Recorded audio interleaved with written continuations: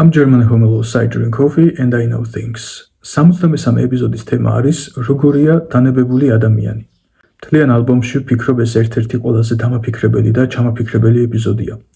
ყოველი შემთხვევისთვის ცუდი არ იქნება თუ ყველას დააფიქრებს. ჩვენც ასეთები ხომ არ ვართ, ან ხომ არ გვაქვს მიდრეკილება ასეთები გავხდეთო. მოდი ავხსნათ ამ შემთხვევაში რა იგულისხმება ამ დანებებულ ადამიანში. ეს არის ადამიანი, რომელსაც არ აქვს მიზანი.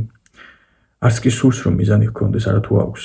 და ზოგადად ცხოვრების მიმართ აქვს ესეთი აგდებული დამოკიდებულება.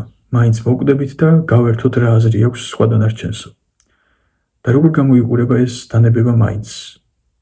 დანებებული პირველ რიგში არ სცემს პატივს ღვთის საჩუქარს, ფიზიკურ ჯანმრთელ სხეულს. სვამს როცა კი შანსი მიეცემა, ჭამს უაზროდ ბევრს და არაჯანსაღ საკვებს. ეწევა გადამეტებულად ბევრს, უყურებს ტელევიზორს, ტელეფონს გადამეტებულად დიდი დოზით, არ ცდილობს ჰობების გაჩენას, არ ინტერესდება საინტერესო რამეებით, საერთოდ გრამი ინტელექტუალური ცნობის მოყარეობა არ აქვს. და თან ეს კაი ტიპობა ჰქონია, ანუ შემეცნების და თვითგანვითარების მოთხოვნილება ამოძირგულია, თან მათივე ნებით, დანებებული ადამიანის ნებით. ამას გარედან ვერავინ წაგართმევს, თუ ადამიანმა თვითონ არ ამოიგდო.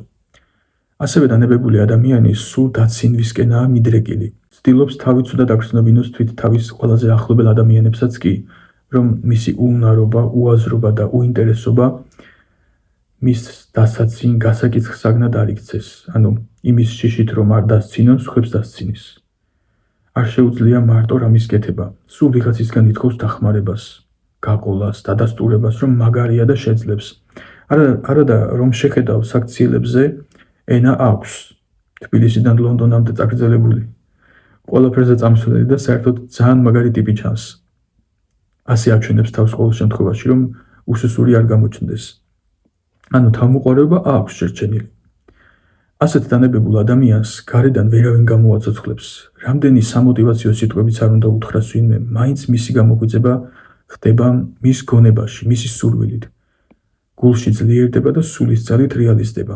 იწყებს სწორად კვებას, ვარჯიშს, წიგნების კითხვას, აღარ სვამს უაზროდ, აღარ ეწევა ბევრს, ეძებს და პოულობს ცხოვრების მიზანს და მადლიერია ყველაფრით, რაც ღმერთმა აჩუქა და აქამდე არაფასებდა. გასაგებია რომ ცოტა ხანს ვცოცხლობთ, მაგრამ ეს იმას არ ნიშნავს, რომ დრო ფუჭად უნდა გავფლანგოთ. ბევრი კარგი რამ შეგვიძლია გავაკეთოთ და მერე ამ კარგი საქმეებით ვიამაყოთ.